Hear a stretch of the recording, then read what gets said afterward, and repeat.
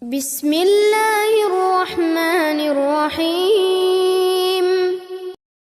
Menurut saya ini tepat yang dikatakan Sayyidina Ali, undur makola walatandur mangkola. Pokoknya apa perkataannya, tidak peduli apa dia jadi Abu Janda, Abu Duda, Abu Bakar, Abu Lahab, Abu Rokok, segala macam, itu tidak penting. Yang penting adalah perkataannya itu menjadi fokus kita.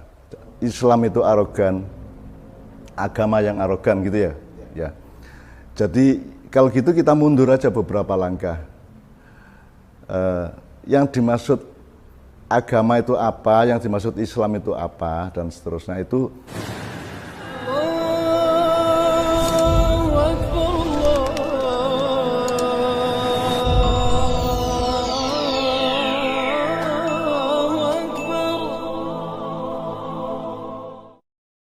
Sebelum saya menanggapi masuk ke dalam tema yang lahir dari ucapan Islam itu arogan dari seseorang, kita harus memakai dua prinsip. Yang pertama, menurut saya ini tepat yang dikatakan Sayyidina Ali, undur makola walatandur mangkola. Pokoknya apa perkataannya, tidak peduli apa dia jadi Abu Janda, Abu Duda, Abu Bakar, Abu Lahab, Abu Rokok, segala macam, itu tidak penting. Yang penting adalah perkataannya itu menjadi fokus kita. Itu satu ya. Nomor dua, di dalam menghadapi perkataan itu, yang saya tidak peduli dari siapa, ya, yang penting perkataannya bagaimana. Itu saya juga diikat oleh Tuhan. Tuhan mengatakan, janganlah kebencianmu kepada seseorang menjadikanmu berbuat tidak adil. Itu juga berarti janganlah kecintaanmu atau persahabatanmu atau kesepihaanmu dengan seseorang membuat kamu bersikap tidak adil kepada sesuatu hal kan. Nah, ini harus saya patuhi sehingga saya tidak ada satu kata, satu huruf yang saya biarkan tidak adil. Jadi ini siapapun yang ngomong saya tidak peduli, dan saya tidak akan mendasarkan apa yang saya omongkan berdasarkan saya suka atau tidak suka, benci atau tidak benci, gitu ya. Itu yang pertama. Nah, nomor dua, soal Islam itu arogan, agama yang arogan gitu ya. Jadi kalau gitu kita mundur aja beberapa langkah. Yang dimaksud agama itu apa, yang dimaksud Islam itu apa, dan seterusnya itu kan kayaknya kita semua sedunia ini perlu mundur 1-2 langkah untuk pelajari kembali. Yang kamu maksud agama itu apa? Misalnya gini, kalau di maknanya sangat sederhana. Kalau nasi kebuli, nasi uduk, nasi apapun itu kan bikinan manusia dari bahan yang bukan bikinan dia. Jadi nasi dari beras, beras dari padi. Nah, kalau beras masih ada partisipasi manusia, jadi padi digiling, ditutu menjadi beras, terus berasnya dimasak jadi nasi bermacam-macam. Tetapi yang kita lupa selama sekian abad dalam peradaban manusia itu adalah bahwa padi itu bukan bikinan manusia. Nah, padi itu bikinan Tuhan. Nah, terserah, menurut Anda bukan bikinan Tuhan atau bikinan siapapun, terserah, tapi pokoknya bukan bikinan manusia. Nah, sekarang saya tanya, yang dimaksud agama itu padi apa nasi? Kan gitu. Itu jadi kalau kita balik, padi apa nasi? Kalau dia nasi berarti sasaran tuduhan arogan tadi kan ke manusia. Tapi kalau itu yang dimaksud kalimat tadi adalah padi, berarti sasarannya adalah Tuhan, kan gitu. Nah, ini terserah, monggo. Kemudian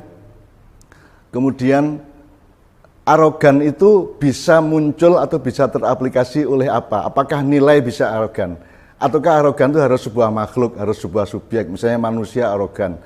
Bahkan binatang saja tidak bisa arogan. Tidak mungkin binatang itu arogan karena dia tidak punya konsep itu dan tidak ada sebab akibat psikologis atau mekanisme akal yang membuat seekor binatang itu bisa bersikap rendah hati atau arogan. Jadi tidak berlaku kata arogan itu untuk selain manusia. Maka kalau Islam itu arogan itu agak tidak masuk akal karena yang arogan mungkin Muslim bukan Islam, kan gitu. Nah, yang dimaksud ini apa?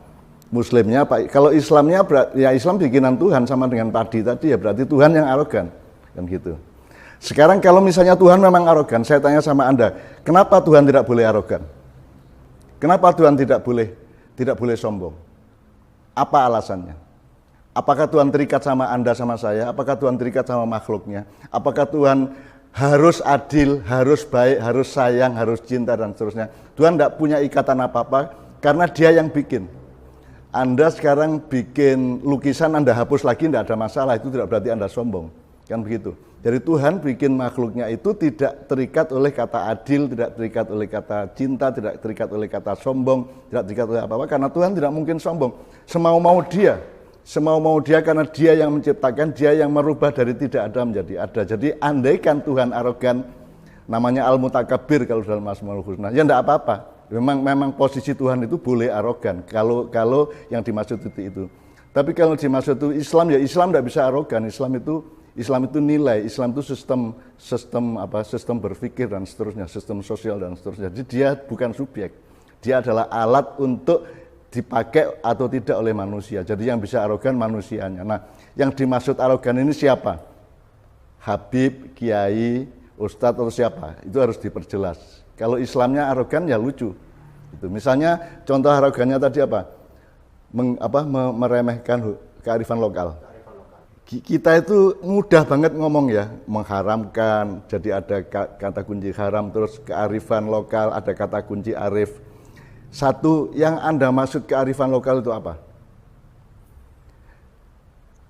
Kearifan adalah sesuatu yang sudah diarifi, sesuatu yang sudah didalami, dipelajari, dianalisis, disimulasi, sehingga dia disebut kearifan yang wilayahnya lokal. Jadi misalnya ada orang Sunda berfilosofi begini, orang Jawa berfilosofi begitu, terus kita sebut kearifan lokal. Padahal lokal ini juga mencurigakan, karena yang disebut lokal apa?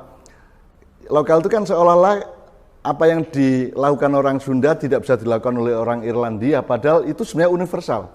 Saya memahami, saya menemukan bahwa setiap kearifan lokal itu sebenarnya berlaku universal.